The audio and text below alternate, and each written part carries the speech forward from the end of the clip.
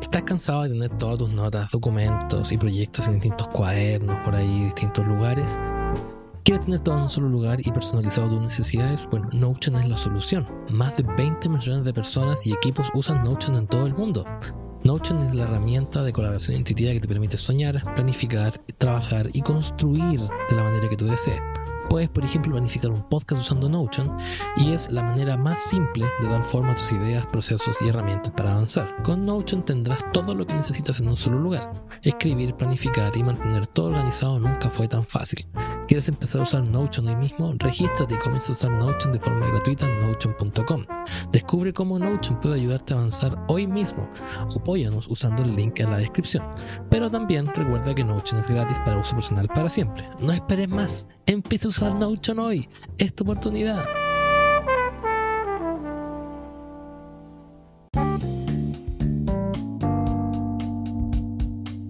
Bienvenidos a un nuevo capítulo de Inversionista Millennial. Mi nombre es César Núñez y me encuentro como siempre con mi amigo personal, el señor Héctor Herrera. Héctor, ¿cómo estamos?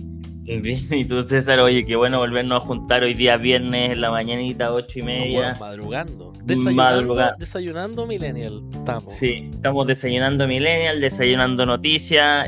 Yo acá en Viña, un tremendo día. Qué bueno volver a juntarnos con nuestros auditores y traernos todo de la economía actual, qué es lo que está pasando. Oye, las últimas semanas han sido con Israel, imagínate Rusia, tema de petróleo, por todos lados nos están bombardeando de noticias y de todas maneras nos va a afectar hoy día o en nuestras decisiones futuras.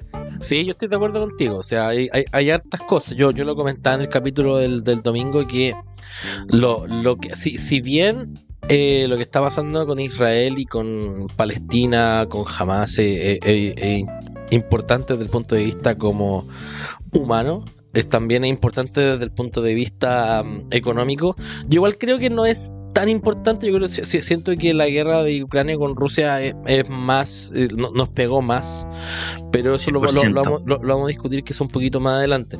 Pero como siempre, primera mitad del mes hablamos de lo que está pasando en los datos económicos duros. Partamos un poquito con el IMASEC, que es el primero que sale siempre, que sale el primer día hábil del mes. IMASEC que sorprende con una contracción mayor a las pronosticadas. El índice mensual de actividad económica se contrajo un 0,9% en circunstancias que el mercado esperaba una baja entre menos 0,3 y menos 0,5. La decepción principalmente se da por baja en temas de servicios y existe ya una pequeña recuperación en términos de consumo, según economistas como el gran connotado ex profesor de nosotros Jorge Zelaide.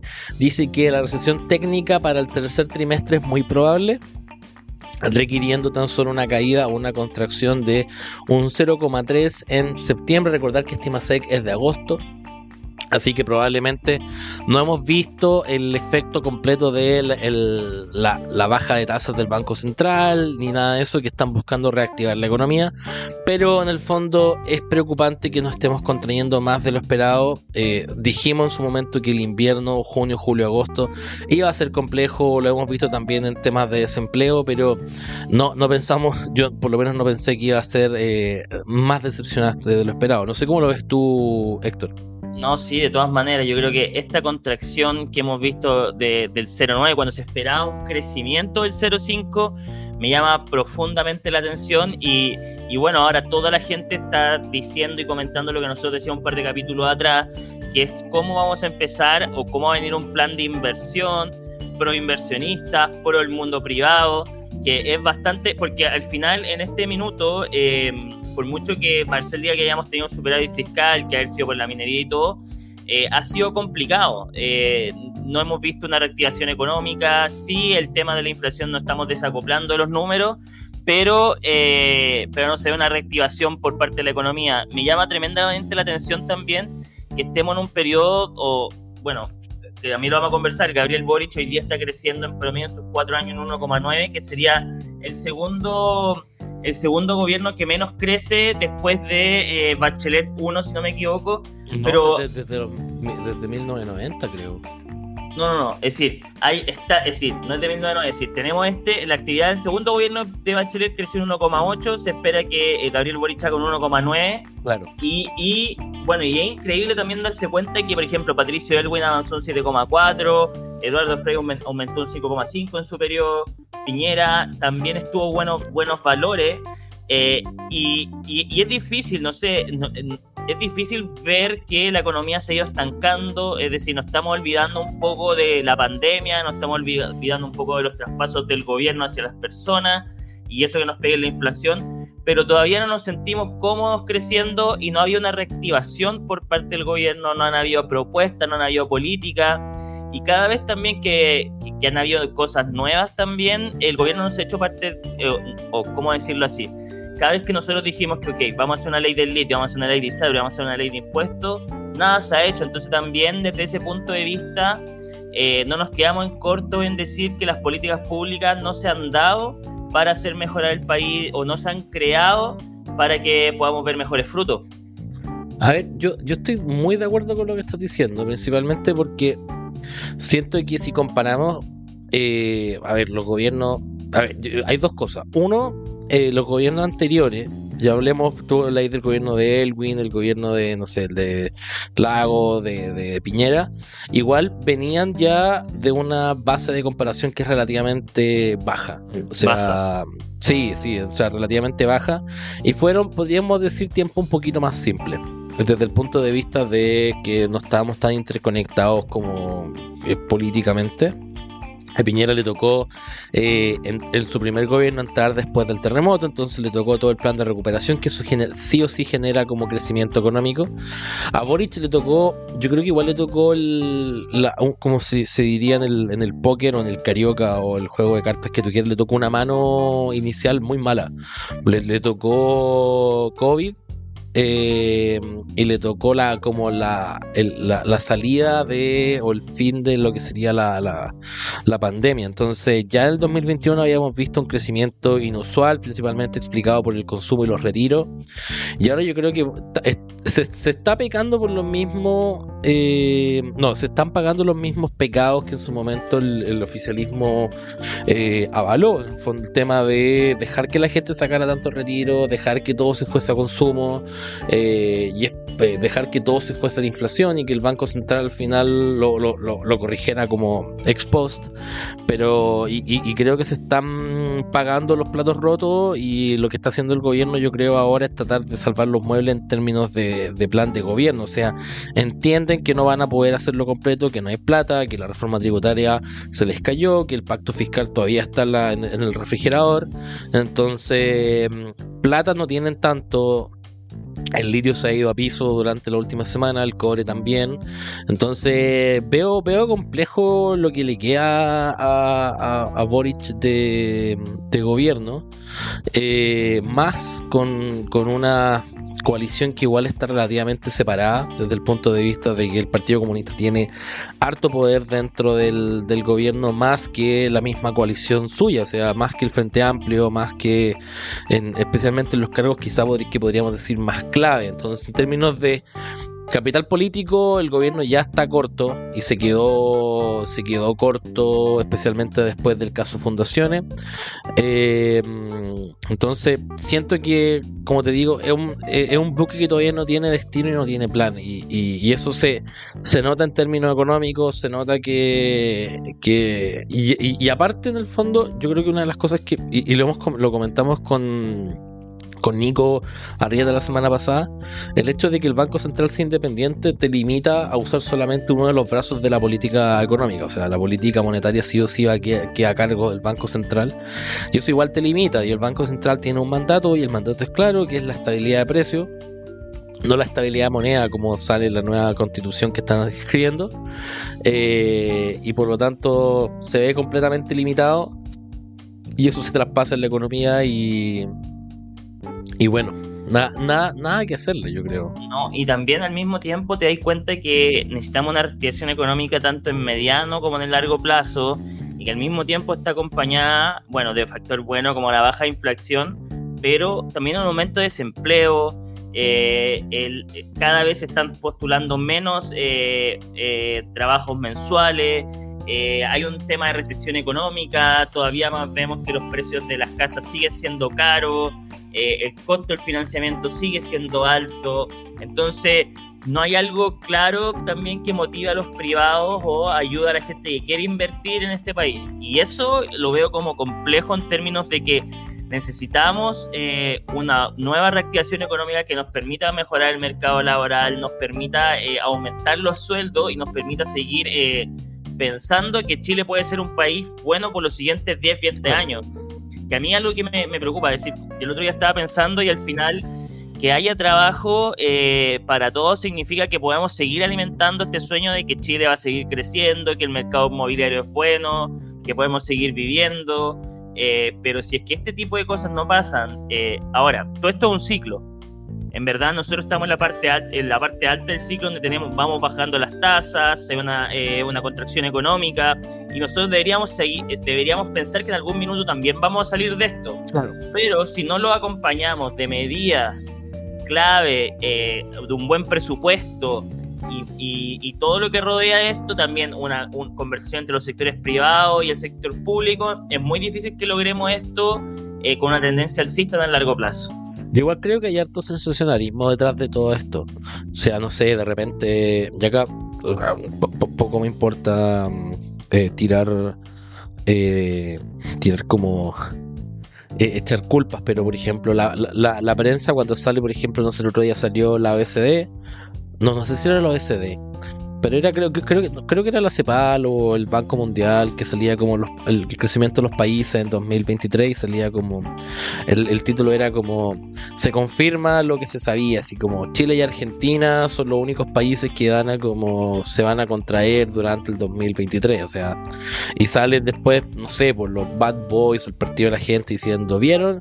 El ministro Marcel como que prometió cosas y no lo está cumpliendo y no hay crecimiento económico, pero viejo, son cosas coyunturales. O sea, no podemos echarle, o sea, está bien, entiendo que el ministro Marcel tiene como cierta responsabilidad en temas de reactivación económica y presupuesto y todo eso, pero al mismo tiempo está limitado por la plata que hay. O sea, en el fondo el gallo al final es el que administra la casa en el país. Y poca plata y es lo que hay. O sea, uno no puede crear plata o imprimir 9 masas monetarias como en Argentina y creer que no hay inflación y después ser el ministro de Economía y tirarse a presidente. O sea, es extraño, es muy extraño, pero es lo que dices tú, al final como que existe mucho sensacionalismo detrás de lo que está pasando y al final yo creo que es pagar los platos rotos por los errores que hemos cometido en el pasado. O sea, no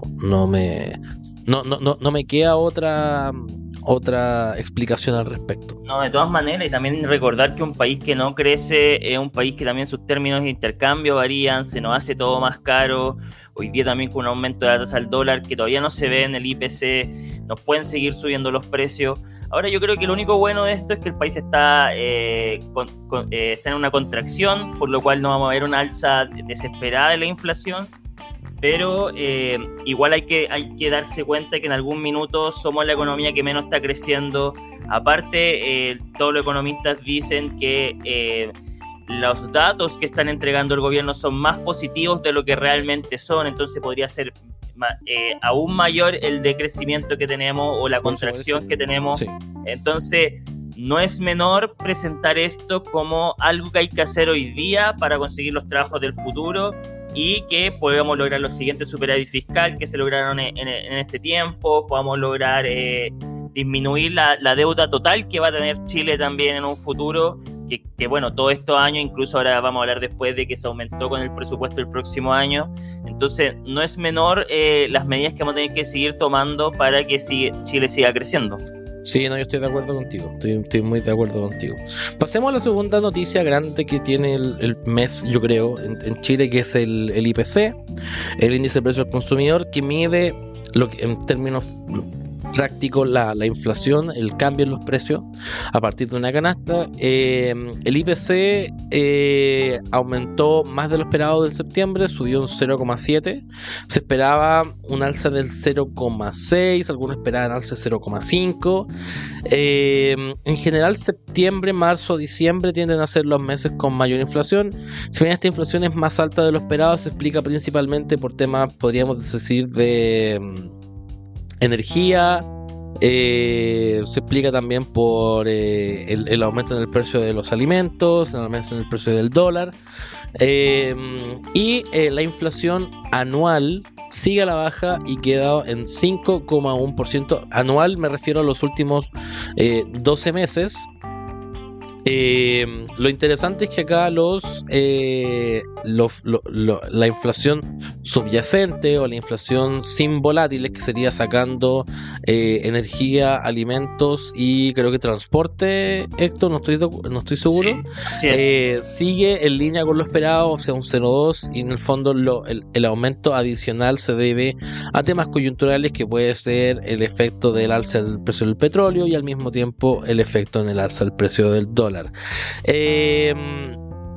Esperemos que, dentro de lo que se espera, y es algo que nosotros hemos ido conversando, que el aumento en el precio del tipo de cambio no se traspasa, o en el petróleo no se traspasa de forma inmediata a los precios que nosotros estamos viendo ahora, y es probable que en los próximos meses vamos a seguir viendo una presión al alza en temas de petróleo y en temas también de cosas importadas, distintos como el tema de los alimentos y todo eso. Entonces vamos a seguir viendo cómo el petróleo, que según yo es el activo o el bien más inflacionario de la economía, nos va a seguir pegando en temas de inflación, y cómo el Banco Central va a ir manejando esto.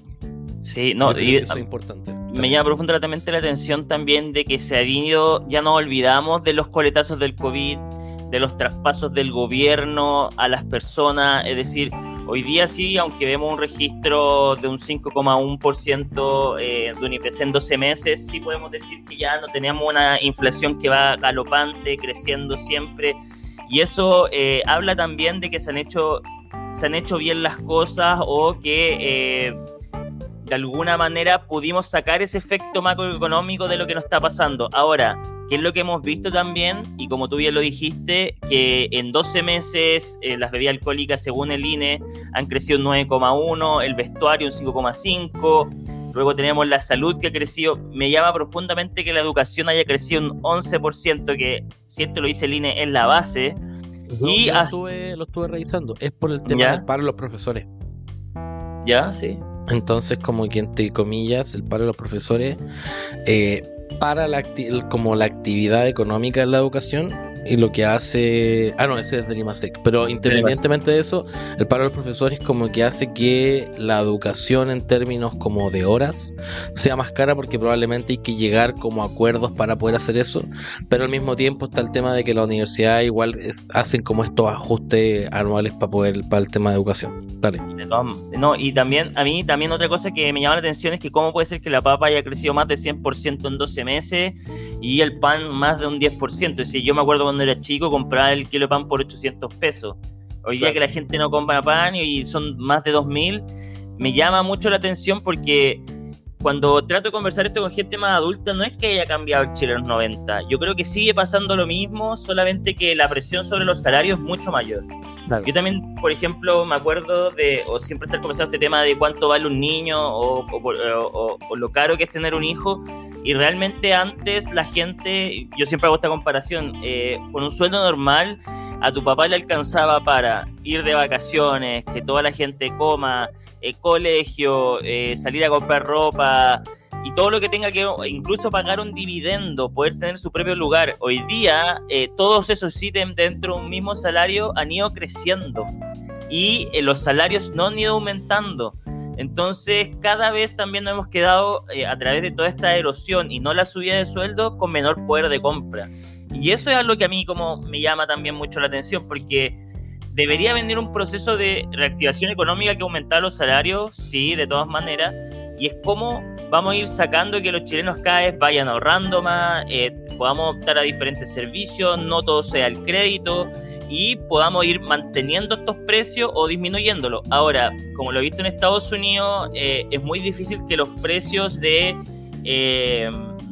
shelter o de la vivienda y de los servicios, ya sea el transporte, ya sea la comida, bajen a menos que haya una recesión.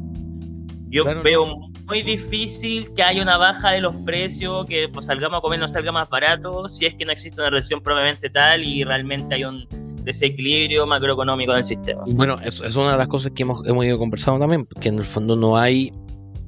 La menor inflación implica que los precios están estabilizándose y no están creciendo tan rápido. Yo creo que eso es una de las cosas que es necesario como poner en perspectiva. O sea, es decir, mira, si al final lo que está pasando es que probablemente nos vamos a quedar con las tasas altas, va con los precios altos, pero lo que también va a pasar es que al final del día vamos a seguir convergiendo a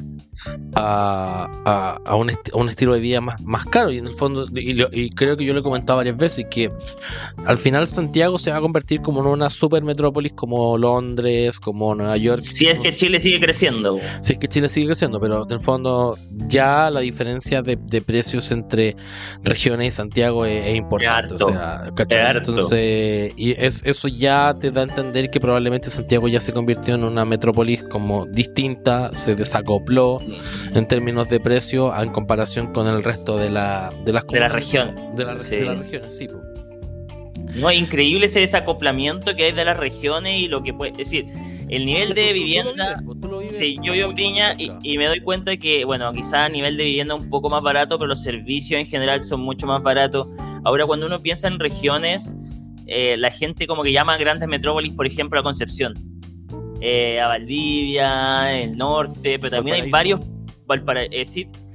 sí, pero Valparaíso lo que tiene es que también, por ejemplo, yo vivo en Valparaíso y al mar, no hay como empresas productivas, ¿cachai? Entonces no hay una forma de mostrar, oye, acá hay dinero, mientras que si tú vayas a Concepción tenés todo el tema, hay temas eléctricos, hay temas del papel, hay temas, bueno, hay de varias cosas.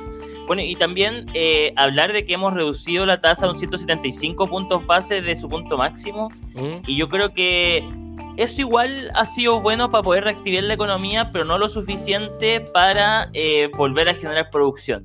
Y yo creo que eso también es importante, esperando también ahora que a final de mes va a venir el nuevo cambio de tasa, y ver también de que si eso nos impacta un poco en las futuras decisiones que tomemos. Yo no veo un IPC creciendo, pero sí un IMASEC que se puede mantener mejor. En definitiva, ahora caímos un 0,9, pero hay que recordar que en julio nuestro IMASEC fue positivo.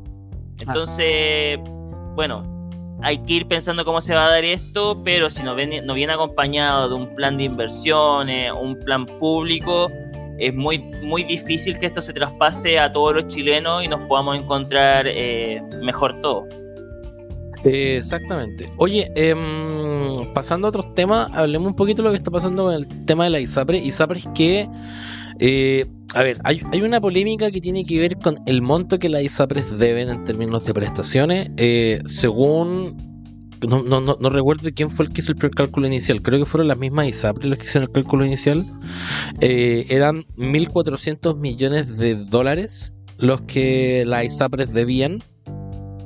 Y se contrató como una consultora externa, que la contrató el Senado, y al final la deuda de las ISAPRES creo que son 451 millones de dólares, o sea, harto menos, y se les dio un plazo de 10 años para poder pagar. ¿Qué significa esto? Principalmente que probablemente las ISAPRES van a mantenerse en el negocio a menos de que cambie alguna ley importante por un par de años más, y con par de años me refiero a bastantes años más.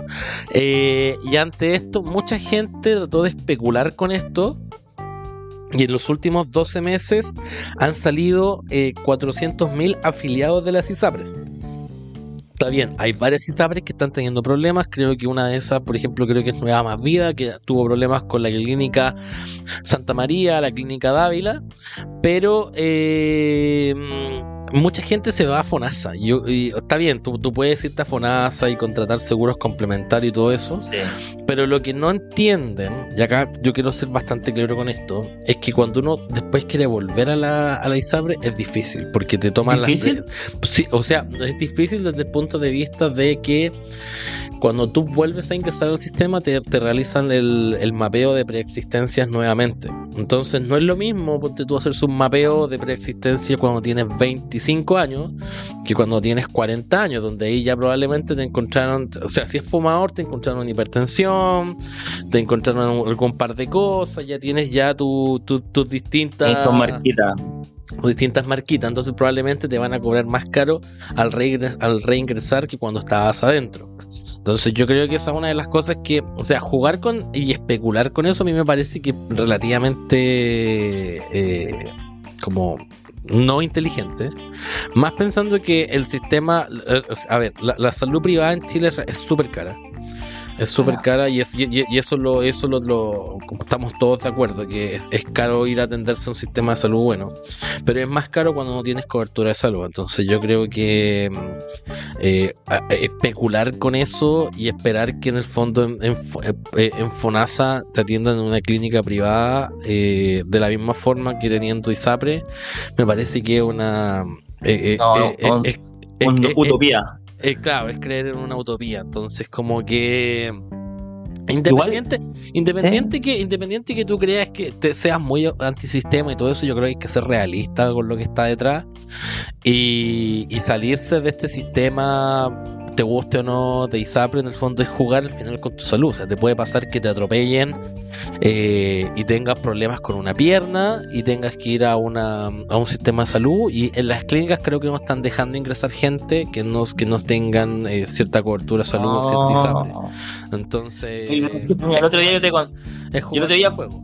Yo el otro día fui a la clínica X, acá en Viña del Mar, y me acuerdo, me muestra un papel, un médico súper penca, llega en la noche y me dice, oye, toma, acá tenéis, porque siempre se cree en la raja, toma, acá tenéis tus papeles, eran como 200 lucas, al final por ISAPRE me salió 3.000 pesos, más seguros complementarios.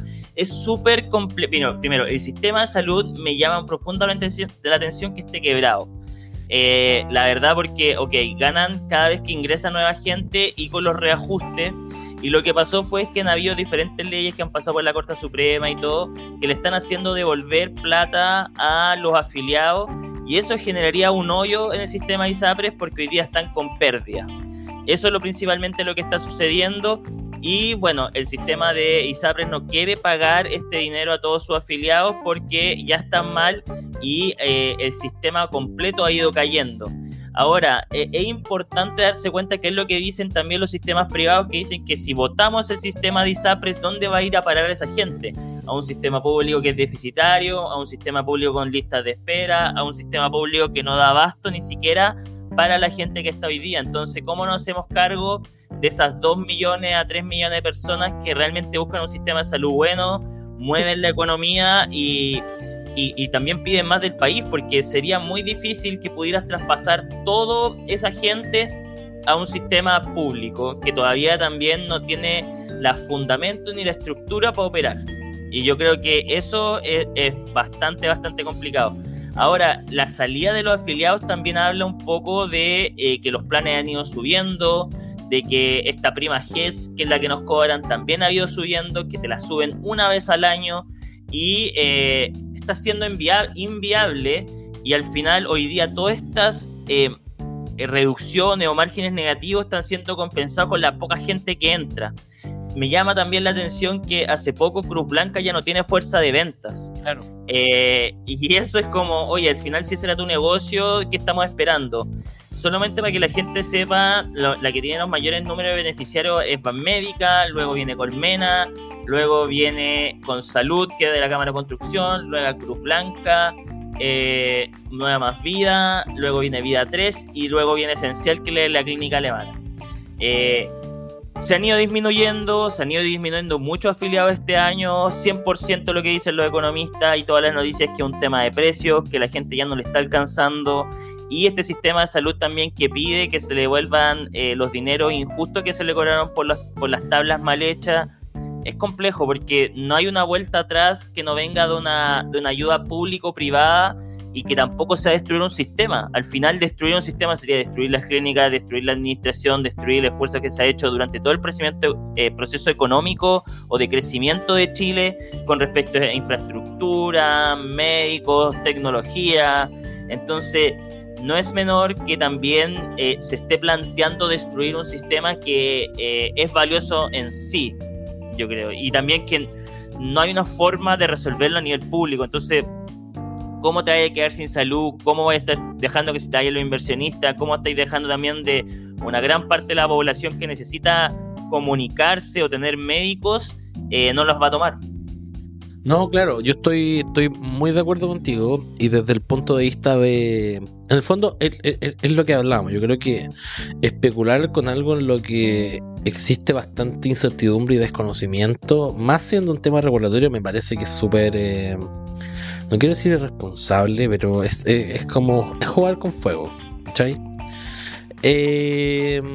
Hablemos un poquito de lo que está pasando con los créditos. Lo último, dale. Solamente lo último, en general, cuando uno lee expertos, también se dan cuenta de que esto tiene que venir acompañado de subsidios cruzados, de una iniciativa público-privada, y que no va a ser ni lo público ni lo privado quien salve el sistema.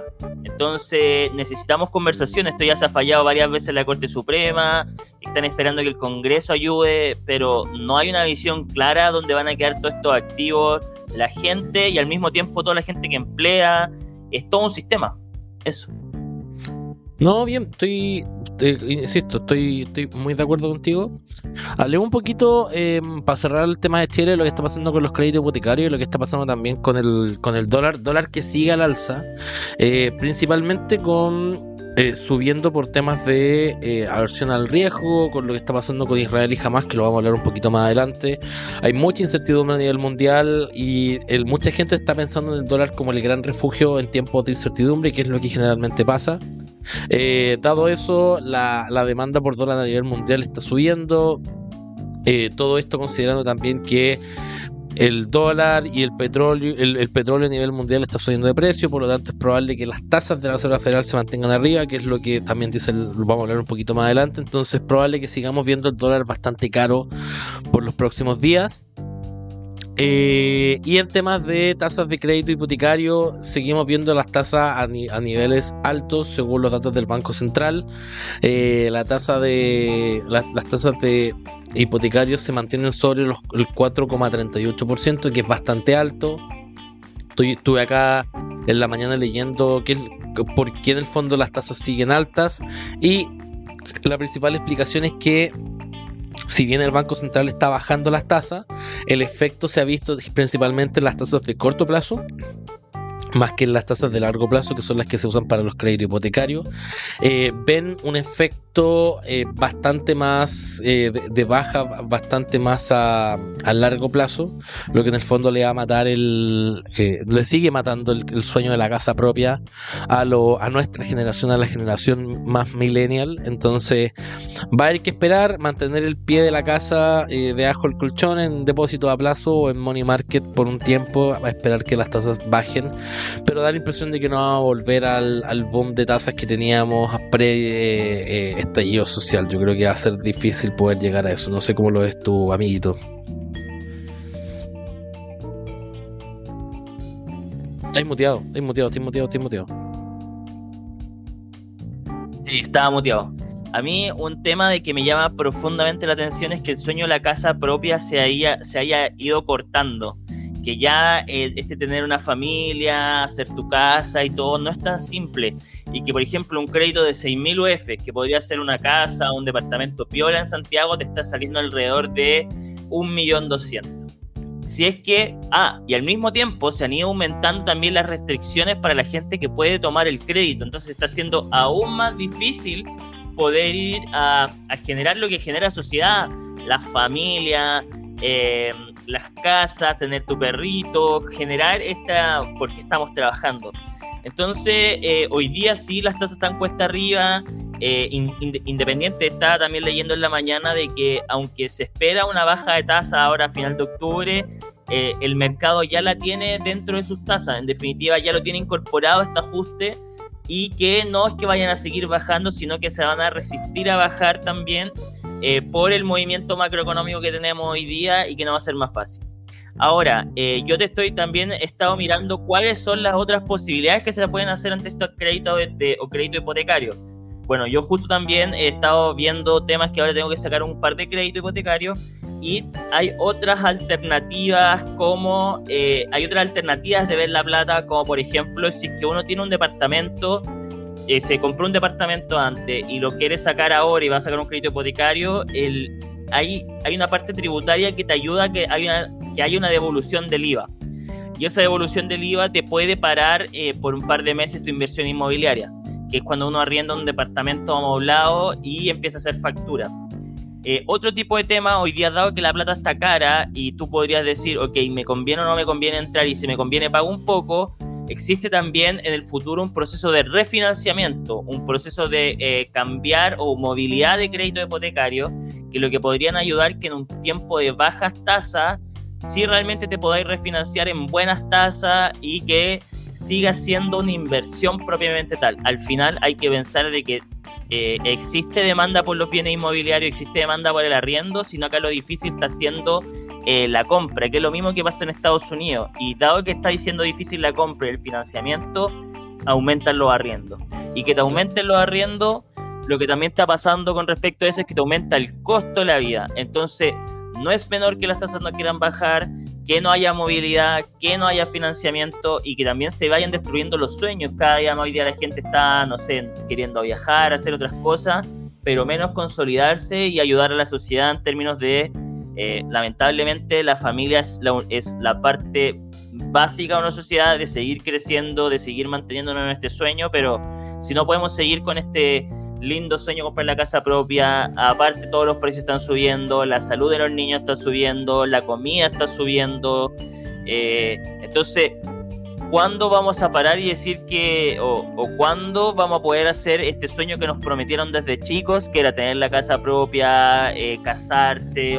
Hoy día no se está viendo, y no sé qué es lo que va a pasar en países que no sean tan desarrollados en el futuro, donde este tipo de sueños ya no van a ser lo más común. No, claro, a ver, yo muy de acuerdo con lo que comenta, y en el fondo a mí, y yo, si me preguntaba el año pasado cuándo empezaban a bajar las tasas de los créditos hipotecarios, yo decía tercer trimestre del 2023, y estamos acá y da la impresión de que no llegamos. Las tasas siguen caras, pero en el fondo son ciclos, son efectos coyunturales, y yo creo que todo va correlacionado con la resaca de lo que nos pasó durante la pandemia. O sea, los retiros sí o sí ralentizaron todo y le hicieron más daño a la economía de lo que en el fondo la gente que aprobó los proyectos está dispuesta a aceptar. Yo creo que eso va a seguir siendo así, y nadie se va a echar la culpa, y al final van a ser todos paladines del pueblo y de la verdad. O sea, yo entiendo que había una necesidad que suplir, pero ahí el Estado era el que tenía que suplir esos temas y no ser financiado nuevamente por los mismos contribuyentes. Pero bueno, son cosas que pasan a nivel mundial, y es difícil poder evitar esto. Pasemos un poquito a lo que está pasando en Estados Unidos. Partamos por orden cronológico, partamos con las minutas de la Reserva Federal de la última reunión de política monetaria, donde dice un par de cosas que resuenan bastante lo que está pasando también en Chile. O sea, en las minutas dicen que todas las personas de la Reserva Federal están de acuerdo en que hay que proceder de forma más cuidadosa, porque bajar mucho las tasas implica que en el fondo puedes reactivar la inflación, dado lo que está pasando con el petróleo y especialmente para nuestro caso en particular el dólar. Y al mismo tiempo, si la subes mucho o la mantienes alta por mucho más tiempo, contraes mucho más la economía y se te puede escapar el desempleo, o puedes terminar con una economía más golpeada de lo que debería.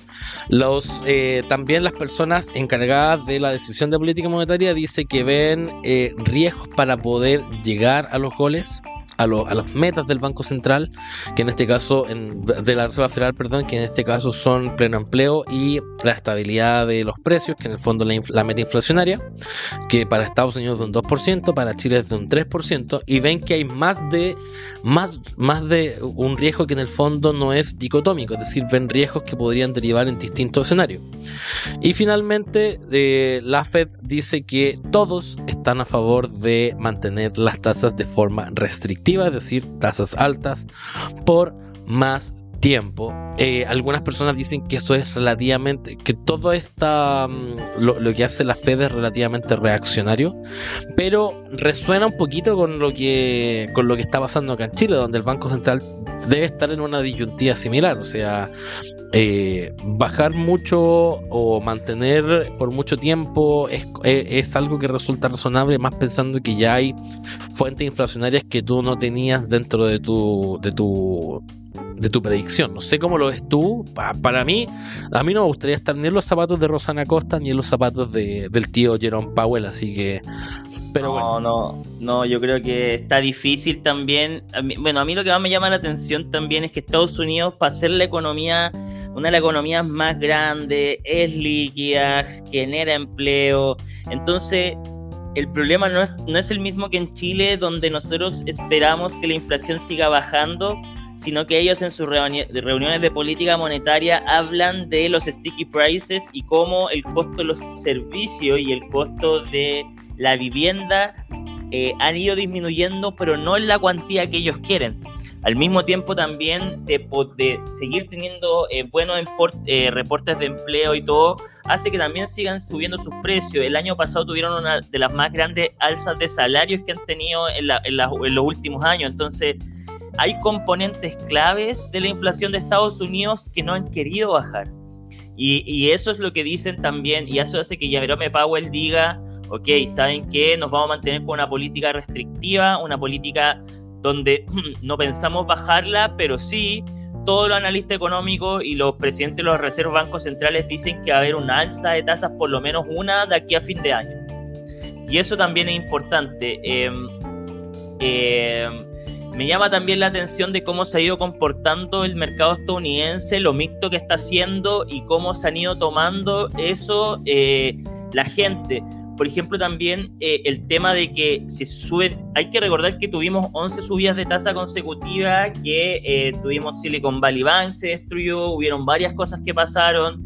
Me acuerdo también que cuando subieron las tasas hubieron problemas con el tema de los créditos, mucha gente defaulteando los créditos que tenían, se genera mayor desempleo. Entonces, que nos digan que estos son sticky prices, también me hace recordar cuando los economistas de afuera dicen, oye, ok, Estados Unidos durante los próximos 10 años se va a mantener creciendo un 2% por su alta inflación y también por el tema de la deuda que tienen, mientras otros países van a poder salir desde ese lado porque van a poder tener una combinación entre crecimiento e inflación que lo ayuda a estar mejor. Ahora, ¿cómo tú ves a Estados Unidos no siendo el rey del mundo y no teniendo mejor una bolsa mejor que otros países? La veo bastante, o dentro de mi visión, como Estados Unidos dentro del país que gobierna todo el mundo, no lo veo simple. Yo no sé qué es lo que va a tener que pasar para que también Estados Unidos tome un papel secundario dentro de la economía global. Aunque todos están diciendo que el tema de la deuda va a ser un problema, que el tema de la apreciación del dólar es un problema, el desacoplamiento del dólar, porque ya no todo se está moviendo en dólar, pero ¿será realmente que algún día veamos de nuevo una hiperinflación en Estados Unidos?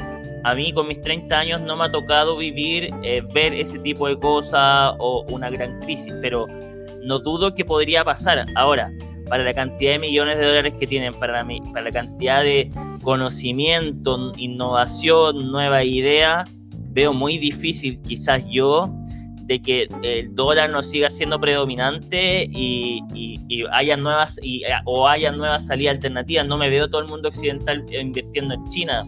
No sé si Europa, con la pirámide que tiene de edad, también va a permitir que todas estas inversiones vayan a caer allá. Y no sé también qué tal, bueno, quizás somos muy chicos, qué tan Asia es tan cercano a Latinoamérica o América para llevarse todas estas inversiones.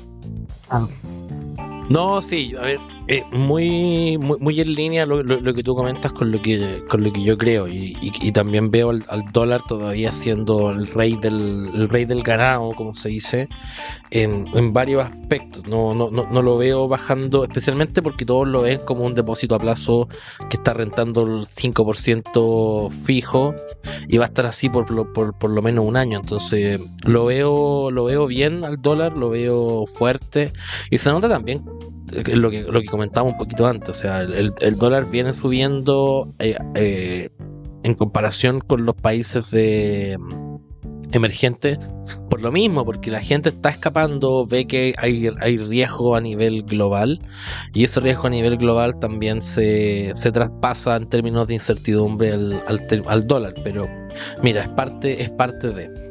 Ahora, el único tema que quería conversar es que también si Estados Unidos sigue, que esto es lo que vemos, si Estados Unidos sigue creciendo y un país como Chile no sigue creciendo, lo que hace es que nosotros perdamos valor en nuestro peso contra el dólar. Sí, entonces, yo no sé, y ese otro punto que yo tocaría, no sé qué es lo que va a pasar si es que veo que todos los países le va mal, solo Estados Unidos bien, porque vas a tener que desacoplarte.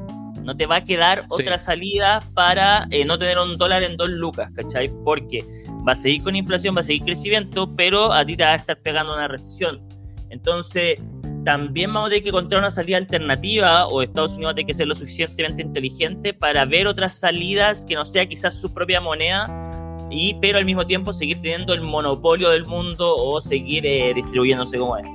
Eso. Exacto.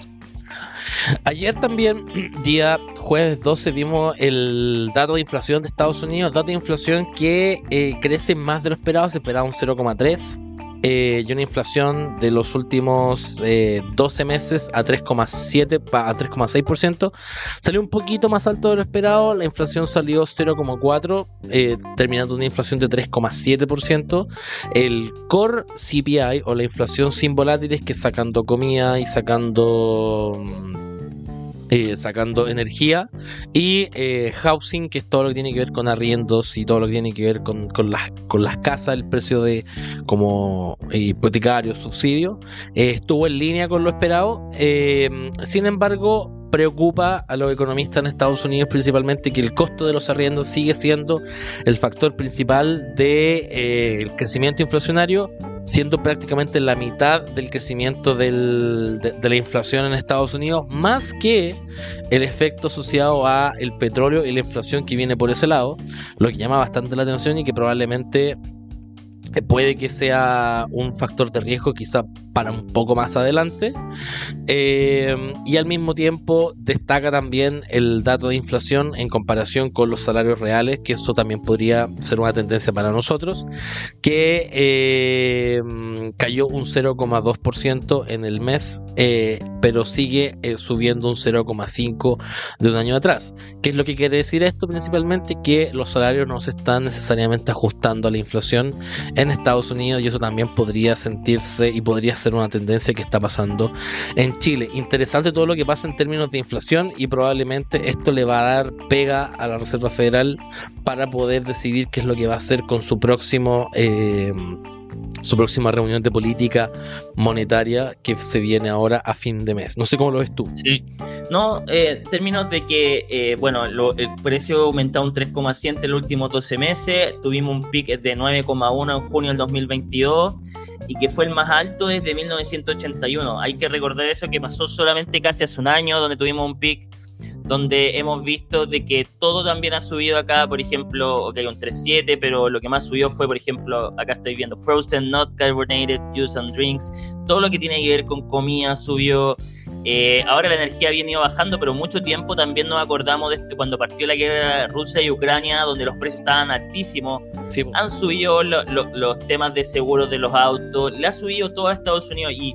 Y cuando, yo he visto hartas documentales y hartas noticias de economistas, comentan siempre que el precio, que aunque se está moviendo hacia abajo, el precio de la vivienda y el precio de los servicios, ya sea en transporte, en comida y todo, no los ven bajando, y ven que es una parte que se ha mantenido sticky dentro de los precios y que no hay otra forma más allá de una recesión para poder bajarlo.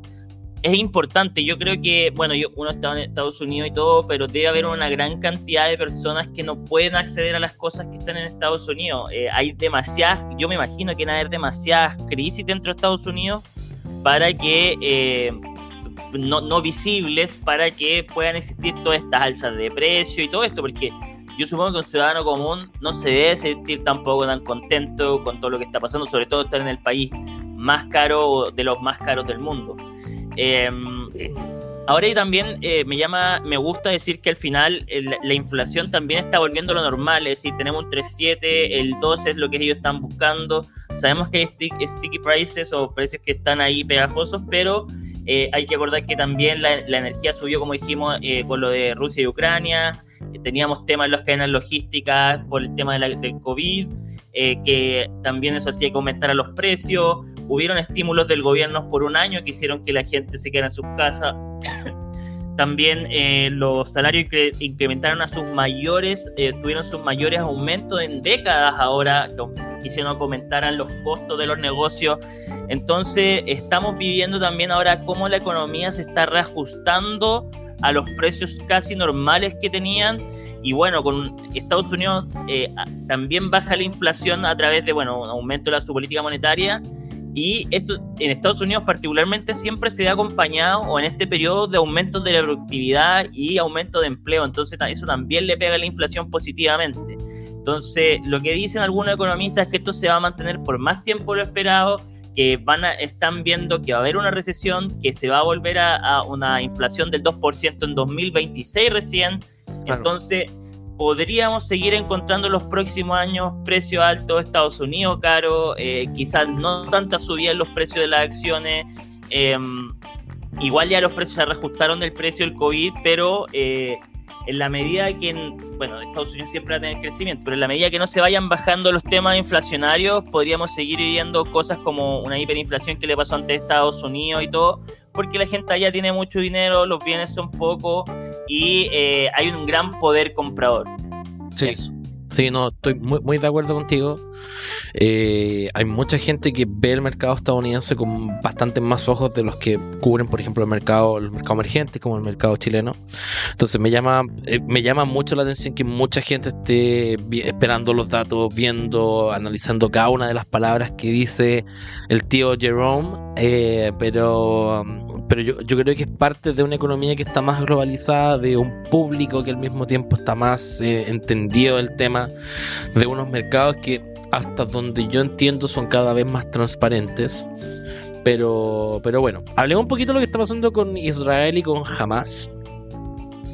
Solo para poner en contexto, yo creo que no le haría un poco servicio si explico el conflicto desde el principio, pero interesante el conflicto al principio. Yo no cachaba que Israel primero se llamaba Palestina, po. Sí, sí, al final Israel fue hasta donde tomando yo entiendo, se fue tomando partes de Palestina, ¿no? Es decir, sí, por la historia que aparece en internet. Hasta donde yo entiendo, y si me equivoco, la gente que está escuchando me perdona, hasta donde yo entiendo, Israel comienza, o sea, tiene sus inicios desde los inicios del catolicismo y todo eso. Es más, Jesús era judío, todo esto, pero se realoca en el espacio donde está ahora, posterior a la Segunda Guerra Mundial, donde la primera ONU y los británicos... ¿La primera o la segunda? La primera. La primera. Bueno, se realoca después de una de las guerras mundiales en la parte donde actualmente se encuentra Israel, y le dieron un pedazo de tierra que era relativamente acotado, y ha ido comiendo tierra, comiendo bordes de lo que es de lo que era Palestina en su momento. Y de casi todo Palestina. Claro, al principio era casi todo Palestina, y ha ido comiendo como pedazos de tierra, ha ido colonizando de a poco, y eso ha generado un malestar como en la franja, en el pedazo de tierra por muchos años. Y el día viernes se intensificó un poquito el conflicto de lo que entre, no quiero decir Palestina, pero quiero decir como el lado más radical de los palestinos, que es Hamas, el mundo árabe en general, contra Israel, un Israel que parece omnipotente dentro de su tierra, con el escudo de hierro, el domo de hierro, perdón, que es como este tema, el antimisil aéreo, Y en general, ¿qué creo que es lo que está pasando? Ha existido desde el día viernes, desde ya hace una semana, una escalada de violencia importante en la Franja de Gaza, que es un área altamente densificada y tiene la misma cantidad de habitantes que, por ejemplo, creo que son 2,3 millones de habitantes, que es prácticamente Maipú, San Bernardo juntos, dentro de una área de tierra que es relativamente baja. Y Israel está buscando, luego del ataque inicial donde prácticamente se disparó a mansalva y mucha gente, muchos civiles fueron asesinados durante las primeras horas, Israel ahora está buscando con una sed de venganza que yo no la había visto y creo que, no sé, creo que lo comenté en algunos grupos de WhatsApp que tenemos con Héctor. A mí me da la sensación de que Israel está en la misma cruzada que tuvo Estados Unidos después del atentado del 11 de septiembre. Yo he visto, creo que casi todos los documentales del atentado del 11 de septiembre, y Estados Unidos después de eso como que con una sed de venganza brutal, mucha gente se enlistó en el ejército para poder ir a vengar a la gente que murió en los atentados del 11 de septiembre, pero después me da la impresión de que la sed de venganza como que fue más que la racionalidad que está detrás, y Estados Unidos al final se terminó peleando guerras que no eran suyas, lo que pasó con Afganistán, donde estuvieron 20 años ahí, lo que pasó con Irak, donde hubo una ocupación prácticamente ilegal, donde se asesinó gente que era completamente inocente y que ni siquiera habían participado en los atentados del 11 de septiembre. Entonces como que siento que con Israel va a pasar lo mismo, la sed de venganza los va a terminar consumiendo.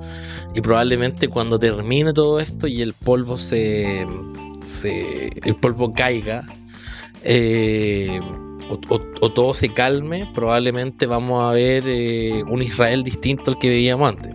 En términos financieros, y si quieres de ahí lo comentamos, la principal consecuencia que podría traer esta guerra, yo creo que va a ser menor que la guerra de Ucrania con Rusia, donde Rusia era sí o sí productor de petróleo, Ucrania era productor de fertilizante y gran parte de los alimentos agrícolas de la Unión Europea y Europa en general.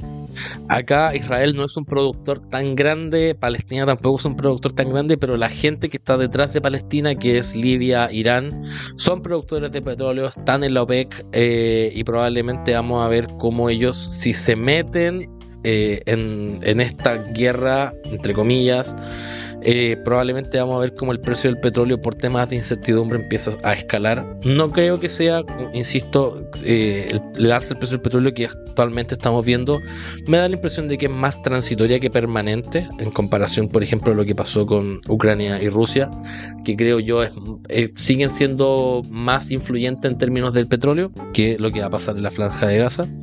Pero sí es relevante lo que está pasando con Estados Unidos, que está tratando de ayudar a Israel con problemas de financiamiento. El gobierno estadounidense, con una ley corta de 45 días para poder financiar el gobierno, ese financiamiento no incluye ayuda adicional a Ucrania, y por lo tanto Biden está sin plata, sin plan de acción, y está tratando de usar las reservas que tiene para poder ayudar a Israel dentro de lo que se pueda. Pero insisto, probablemente vamos a terminar viendo lo mismo que vimos en Afganistán en la primera parte del siglo XXI, donde vimos atrocidades por todos lados. Sí, yo igual pienso de cómo Estados Unidos no va a estar con Israel si todos los judíos son los que tienen plata en Estados Unidos.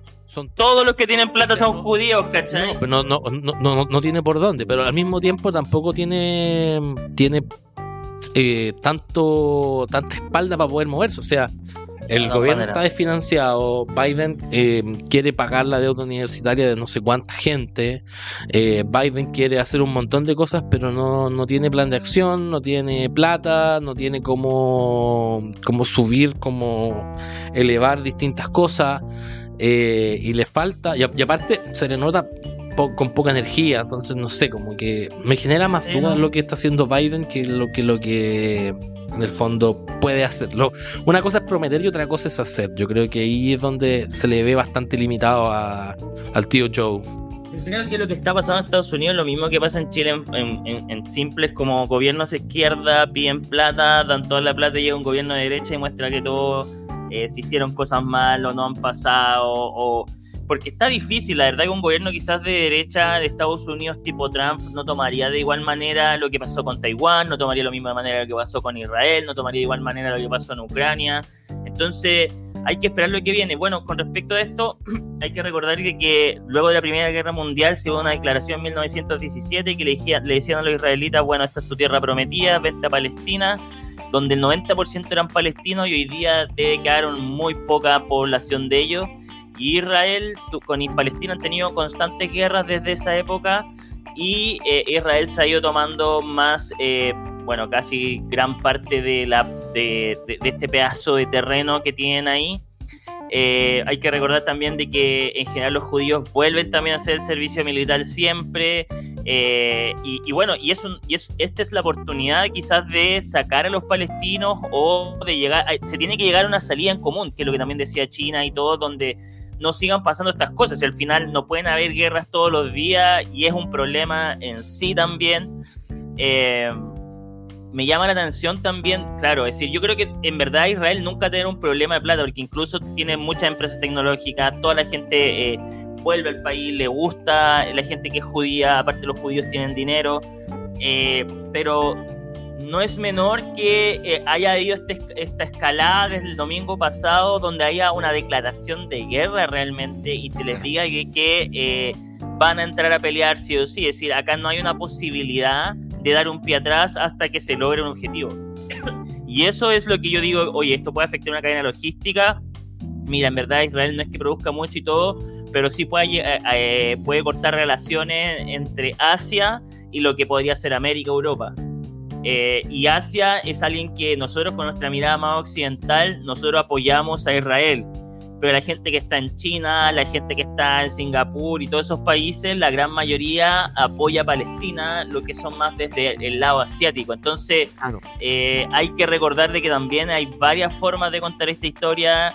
Yo no puedo decir cuál es mejor o peor porque a mí no me corresponde, pero siempre había una guerra constante. Y bueno, y hay que saber también que los palestinos de Chile, incluso Jadwe, no les gustan los judíos, pues, bueno. No, pues. Y eso siempre se ha dicho, ¿cachai? Es decir, se lleva esa costumbre interna de que los palestinos y los judíos no se llevan bien, incluso en Chile, bueno, que es un país a la mierda del mundo. Entonces trata de llevar eso a un conflicto donde Gaza es el único lugar palestino propiamente tal, como una parte de West Bank, y hoy día tenéis que llegar y salir y dar una declaración, probar de que no te vuelvan a atacar, de que no te maten civiles y de que no... lamentablemente en estos temas de guerra hay que asustar, hay que atacar.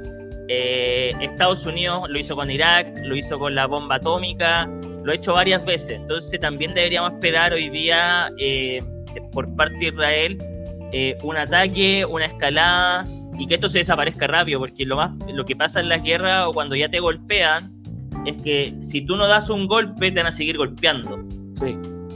Y ese es un problema, se va a seguir escalando y después no vas a saber cómo salir del hoyo.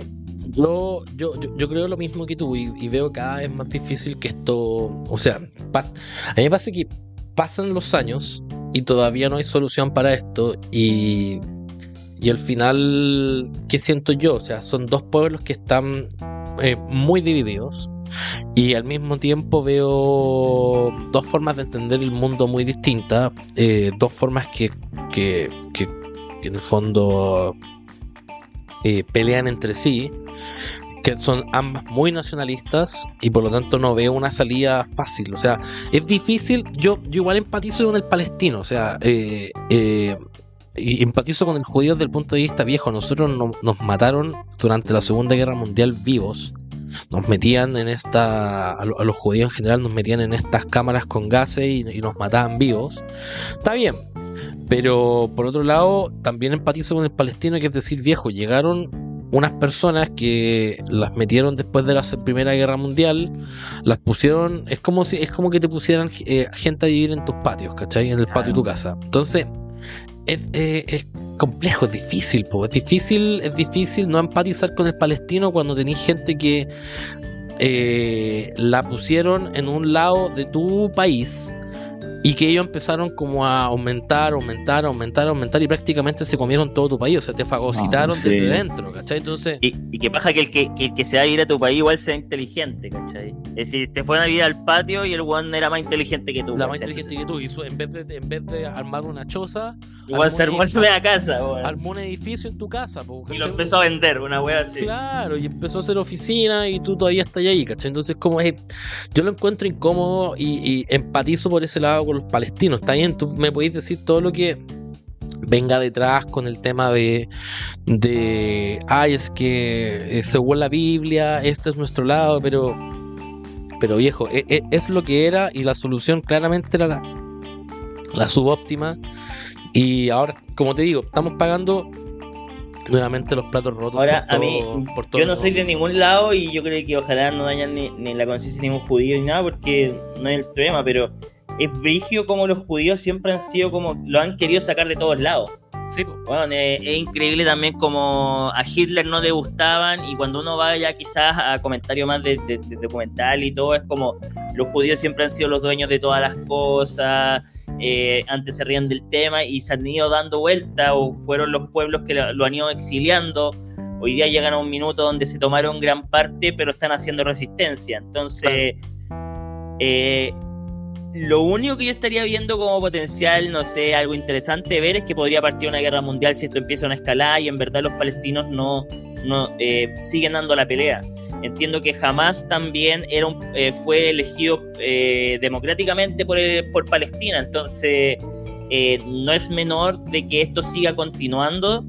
Y cuánto tiempo. Ahora yo creo que igual Israel es como Estados Unidos, va a llegar y va a destruir todo de una y va a tratar de hacerlo todo de nuevo, sí. Porque si no lo hace así, se le van a ir encima. Yo igual no veo como, siento que en su momento era más probable que hubiese guerra mundial con Ucrania y Rusia.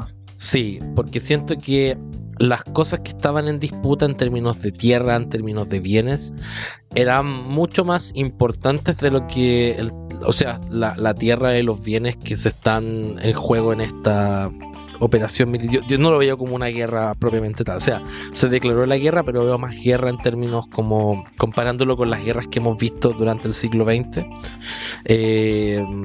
la de Ucrania con Rusia. Aparte ya hay divisiones que son netamente ideológicas, políticas. Acá prácticamente es uno que impuso sus términos respecto al otro, y otro que está tratando como de sacar la cuchilla porque está cercado en una pared, está tratando de responder, pero no lo veo y no veo que escale tanto. Y si escala tanto, no lo veo tampoco como desde el punto de vista como tan gigante como fueron las distintas guerras mundiales en su momento. No veo, principalmente porque en todas las guerras mundiales el factor común es que pasaron en Occidente. O sea, la primera guerra mundial fue en Europa, la segunda fue en Europa, Pearl Harbor fue en Estados Unidos, pero no, como que Medio Oriente, siendo bien honesto, a Occidente le da un poquito lo mismo, sacando Israel, porque entiende que en el fondo hay un tema cultural que es distinto, hay un tema, y uno puede ser buen cristiano, pero hasta cierto punto. Yo creo que más que eso no se puede dar. Eso, cerremos un poquito con lo que está pasando con... Hay dos cosas que quiero comentar contigo del criptomundo. Hay una que es más interesante que la otra, y hay otra que es prácticamente podríamos decir el inicio del final de la teleserie de FTX. Quiero comentar contigo lo que pasó en Brasil, que Brasil va a usar el blockchain para hacer como carnet de identidad para los 214 millones de habitantes que tiene, y eso debería empezar a fin de año, y lo que van a hacer es van a estar todos los carnets dentro del blockchain, y al mismo tiempo, según el ministro de el registro civil, o Lula, o el gobierno de Brasil, esto principalmente vendría en beneficio de lo que tiene que ver con seguridad, el evitar fraudes y evitar seguridad. ¿Hasta qué punto se puede hacer eso utilizando el blockchain? No tengo la más remota idea, pero me llama la atención que ya existan puntos intermedios del uso del blockchain de forma masiva, especialmente en un país tan grande como Brasil. El otro día lo comentábamos, yo lo comenté off con el Nico Arrieta, con el Nico Capital, porque el Nico me decía, viejo, no entiendo cómo los bancos no adoptan las criptomonedas y todo eso. Yo le comentaba que necesitamos primero usos que no impliquen dinero dentro de la economía normal, y yo creo que esto es como un paso más grande de lo que nosotros creemos respecto al uso del blockchain en la vida normal. No, lo encuentro interesante en términos de que hay que tener 214 millones de personas en un sistema. Seguramente que el gobierno va a tener que dar algún subsidio y algo para que la gente se fuera a anotar al blockchain o algo, o quiera participar de esto. Claro. Aparte, bueno, igual que automático. Bueno, también puede ser que sea automático, pero si fuera automático yo también lo tomaría como un abuso de poder, en términos de que ahora con este blockchain te van a poder cobrar las tasas de impuestos, te van a poder cobrar, te van a hacer la política monetaria más rápida. Entonces igual yo siento que aparte, para meterte a tu billetera o a tu blockchain va a tener que entrar con un código, va a tener que saber quién eres. Es decir, tenéis que educar a tu población. Aparte de educarla, tenéis que darle como un beneficio de ocupar esto, o tendréis que decir de un día para otro no se mueve nada más que por el blockchain. Lo encuentro interesante en términos de que hay que tener a toda tu población registrada, se supone que democráticamente. A Brasil le ha ido bien, y aparte uno de los países más tecnologizados desde Sudamérica, donde tenéis los mayores unicornios, donde las criptomonedas, igual que en Argentina, son una forma, una reserva de valor. Entonces es bastante interesante que ellos sigan haciendo esto. Yo creo que es una buena forma de atrapar la gran cantidad de gente que hay ahí. Hay que recordar que siempre cuando hablamos de Latinoamérica es ex Brasil en general, porque ellos tienen como una economía propia. Sí. Tienen multimillonarios, gente muy pobre, todos conviven en el mismo lugar y son 214 millones de habitantes. Entonces es interesante darse cuenta de que se pueden hacer grandes cosas con el blockchain, y va a ser un muy buen experimento para lo que pueda pasar en el mundo. Yo creo que a mí lo que me llama la atención nomás del blockchain es que quizás para mí y para la gente que es más chica que yo podría ser normal meterse en una página de internet a ver todo, pero para la gente más vieja no es tan simple generar código encriptado, tendría que hacer una interfaz muy simple para poder lograrlo. Yo creo que eso está pensado desde el principio, o sea, no creo que tú hagas un plan tan ambicioso como este sin pensar como en las distintas generaciones especialmente pensando que hay poblaciones en Brasil que son pobres con P mayúscula, o sea, eso es. Y cacha que el otro día estaba escuchando, solo para terminar el comentario de esto, estaba escuchando un podcast de el tipo que hizo la biografía de Elon Musk, que es Walter Isaacson, que es el mismo que hizo la biografía que está en toda la librería, la de Steve Jobs. Y el tipo comentaba cuando querían comprar Twitter, y me hace servir para linkearlo con el próximo tema, que el tipo quería hacer, el hermano de Elon Musk quería crear una red social desde cero, y la querían hacer en el blockchain. Y el hermano de Elon Musk le dijo, ¿por qué no vaya a hablar con Sam Bankman-Fried para que en el fondo puedan hacer todo esto en el blockchain? Y que sea Sam Bankman-Fried, que es el ex CEO de FTX, que vamos a hablar ahora para terminar el capítulo. Y Elon Musk llegó a la conclusión de que el blockchain era muy lento para poder hacer lo que necesitaba una red social, que era tener 1 billón de transacciones prácticamente en el día en tiempo real. Rápido, sí. Entonces, pero me llamó mucho la atención y me sirve, y en el fondo da a entender que el blockchain, si bien es una tecnología interesante, todavía yo creo que todavía estamos un par de años para poder verla utilizada en tiempo real, en pagos en tiempo real y todo eso. Cerremos con lo que está pasando con el juicio del señor Sam Bankman-Fried, el mismo que habíamos citado previamente. Va en su segunda semana el juicio. La primera semana muchas personas de su círculo cercano empezaron a hacer el testimonio, dentro de las que se destaca Gary Wang, que es el cofundador de FTX, que es un testigo clave dentro del testimonio. Y dentro de lo que dice, Gary Wang admite que hubo fraude en transferencias, fraude de valores y fraude en materias primas o commodities. Sale que la empresa asociada a FTX, Alameda Research, tendría privilegios especiales en el código del exchange incluyendo un balance negativo ilimitado y una línea de crédito de 65 billones de dólares. Y al mismo tiempo da a entender en el fondo que va a volver, pero da a entender que hubo 1 millón de faltas como a la propiedad en los temas de FTX. Y durante esta semana el testigo clave ha sido Caroline Ellison, que era la ex polola de Sam Bankman-Fried durante los días de FTX, y al mismo tiempo ella ya se declaró culpable de todos los cargos.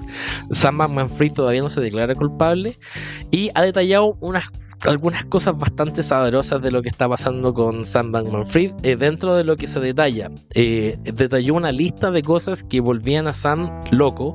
Dentro de ellas era aumentar capital utilizando al príncipe de Arabia Saudita y crear movimientos estratégicos para que los reguladores le pusieran más condiciones a Binance y así crecer el market share o la participación de mercado de FTX. Otras cosas que también ha llamado la atención es que Sam Bankman-Fried le dijo a Caroline Ellison respecto a los potenciales riesgos que tenía FTX y que se preparara y tuviese protocolos de estrés financiero para eso, siendo que ella no lo hizo. Y en el fondo da a entender que Sam Bankman-Fried, si bien tenía en su cabeza que eventualmente esto podía caer, no tomó los resguardos necesarios para poder hacer esto, y al mismo tiempo da a entender algunas prácticas bastante sórdidas por parte del señor Sam Bankman-Fried. No sé cómo lo es, ha estado bien interesante el caso durante las últimas 2 semanas y probablemente va a seguir dando que hablar mientras más personas vayan subiendo al estrado. No, de todas maneras, ¿te acordás cuando la semana pasada estábamos comentando que Kevin O'Leary sí defendía a esta persona, pero se había llevado 15 millones de dólares para el bolsillo? Entonces al final igual uno de los como panelista de Shark Tank. Sí, de Shark Tank, que son estos donde van y presentan como modelos de negocio y dan a entender como qué tan bueno es, qué tan malo es, y le dan plata a la gente para que pueda invertir en sus negocios. Entonces al final están todos metidos dentro de esta pirámide y ahora le tocó a la ex decir qué es lo que opinaba de él. La verdad es que lo acusó culpable y bueno, asumió de que también había un fraude en términos de que los créditos que se pedían a través de Alameda se pagaban desde cuentas de FTX. Entonces al final toda la pérdida que había por capitalización bursátil de las monedas se pagaba a través de gente que venía de nuevo ingreso de FTX. Al final era como una pirámide, por decirlo así. Cuando compraron BlockFi o cuando iban a comprar BlockFi, la idea era poder tomar más crédito y seguir aumentando esta pirámide sin tener el financiamiento o la base. Entonces desde un punto uno fue un fraude. Ahora yo creo que independiente de lo que pase y todo, yo creo que le quieren echar toda la culpa a Sam Bankman-Fried. El único que tiene que salir de ahí, yo creo que esto está hiper conversado, pero me parece igual raro que siga tanto tiempo, que no se le haya dado una condena. Hay que recordar también que esta chica era de Stanford, ellos se conocieron en Wall Street y después se la llevó a trabajar a la Alameda Research. Después de ese tiempo colaboraron un poco, pero la niña siempre dice de que Sam era un cabrón complicado, tenía sus cosas, duraron al menos como un año al parecer, y hoy día le está echando toda la culpa sobre todos los cargos y está acusando de que esto es un fraude. Me parece bastante bien. Igual lo único que me queda en el estómago es que de repente uno ve este tipo de cosas y aparece la idea de que podría volver FTX, pero ¿cómo volver? ¿Tendrían que devolver toda la plata que deben? ¿Tendrían que volver a aparecer? ¿Tendrían que volver a generar imagen de marca? No sé, quizás podría aparecer un nuevo bullrun, pero no es tan fácil, no es tan trivial volver a este reserva de valor a través de un nombre. No, ahora, yo quizás los chilenos se olvidan rápido las cosas, no creo en Estados Unidos con la cantidad de empresas que han visto quebrar en toda su historia económica. Sí, yo también creo lo mismo. Yo creo que no va a volver, y yo creo que el regulador no la va a dejar volver. O sea, bajo no debería. No debería. O sea, bueno, una de las cosas que también se ha criticado mucho respecto de esto, y dentro también hablando de movimientos estratégicos para ponerle presión a Binance. Se habla mucho y se ha criticado mucho el trato de la prensa hacia Sam Bankman-Fried. Si en su momento a Bernie Madoff lo despedazaron luego del esquema Ponzi de 32 billones de dólares, el de Sam Bankman-Fried es el doble que el de Bernie Madoff en su momento. Y al mismo tiempo mucha gente da a entender que en el fondo Sam Bankman-Fried no es el culpable, están los papás que están medio detrás, debe haber un tráfico de influencia gigante, aparte el tipo le pasaba plata al Partido Demócrata. Entonces yo creo que hay un trato quizá un poquito más guante blanco con esto, pero no debería ser así. Yo todavía sigo me parece muy interesante que el tipo todavía no se haya declarado culpable pese a toda la evidencia que en el fondo da a entender que el tipo sí sabía lo que pasaba y sí sabía todo el fraude que estaba detrás. O por último que se haga responsable. Quizá él no lo hizo, pero él en el fondo era el capitán del buque y el buque se cayó y él no ha aceptado todavía que el buque se hundió. Bueno, eso es parte de... Vamos a seguir viendo cómo esto va a seguir avanzando. Probablemente faltan bastante más personas que van a volver a declarar. Entonces los vamos a mantener informados, pero yo creo que esto va a marcar sí o sí un precedente de cómo se van a... Y va a marcar la pauta también de la regulación que se viene quizá un poco más adelante. De todas maneras. Eso. Héctor, ¿algún mensaje que le quieras dejar al auditor? ¿Auditor? No, nada, que nos siguen escuchando, estamos subiendo harto material, estamos pensando nuevas cosas, seguimos aquí para ustedes y lo estamos viendo pronto. Sí, nosotros por mi lado también estamos trabajando harto, estamos dándole vuelta, pensando en nuevo contenido, y con Héctor hemos ido conversando cómo seguir avanzando en esto. Con Nico también estuvimos conversando cómo el estado del podcast en general y de nuestra página, así que hartas sorpresas se vienen. Los dejamos invitados a que nos sigan en nuestras redes sociales y suscríbanse para poder invertir en su futuro. Que tengan muy buen fin de semana, porque esto sale más tardecito. Chao, chao.